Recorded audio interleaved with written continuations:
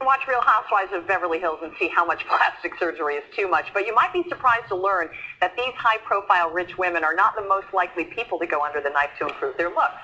Dr. Michael Vennemeyer wrote Plastic Surgery Myths Dispelled, a consumer's guide, and Dr. Vennemeyer is here with a look at some of those myths. First, why did you write the book? I wrote the book for two main reasons, Sheila.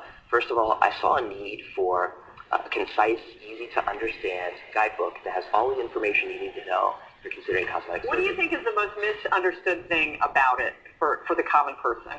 Well, I think that one of the most misunderstood things is that people have this perception that you're vain if you have cosmetic surgery.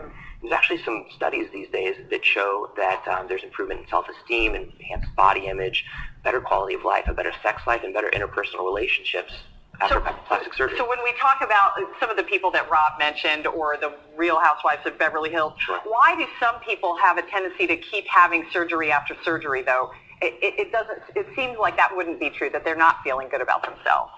Right, I would agree. I think that having successful plastic surgery first starts with having the right goals in mind. So your average plastic surgery patient that I see come into my office is just a nice, normal, down-to-earth person who wants to change a feature or two about themselves. But a lot of the people that you see that are having a lot of procedures done sort of live in a different world than everybody else. And do they not have real expectations about it, do you think? I think oftentimes they do not. And they push it to the point where they start having unnatural-looking results because they're having so much done. Answer Rob's question. Should men have plastic surgery ever? Absolutely. And they do, I guess, right? Absolutely. About 10% of cosmetic surgery patients are men, and that number is growing. I think that men are great candidates for plastic surgery.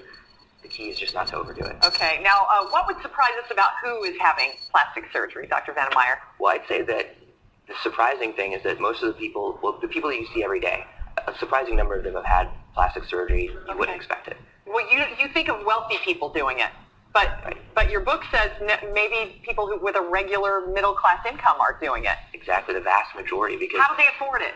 Well, first of all, 70% of cosmetic surgery patients make less than $60,000 a year. Really? And the way that people afford it is, one, some people just save up the cash. Two, financing is available, which makes plastic surgery attainable for nearly everyone. And then people often put it on their credit card as well.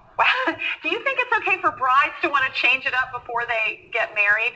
If there's something that they want to change about themselves and if they'll feel better about themselves and feel better on their big day, absolutely. All right. Well, you can read more if you have some questions that we didn't get to today. It's called Plastic Surgery Myths Dispelled, a consumer's guide by Dr. Michael Vennemeyer. You can find his offices around the tri-state, including in northern Kentucky, and the book's at Amazon and Barnes & Noble. Thanks, Dr. Vennemeyer. Good.